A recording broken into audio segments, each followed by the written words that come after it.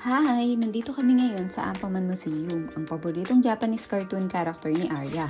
1-year-old pa lang si Arya nung inintroduce namin sa kanya si Ampaman. At ngayon pa lang kami nakabalik after ng pandemic.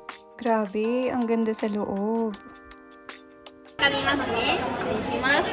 ありがとうございます。カメ様ですね。ありがとうございます。がエグになってますよければ。Arigatou gozaimasu!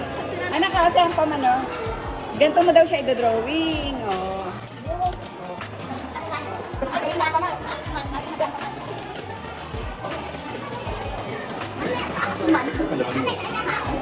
Paupo tayo. 15分のして。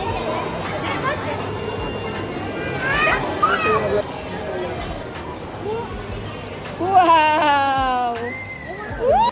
Pwede ka dan kasi mainit, di ba? Wow, taas doon na show. Wow.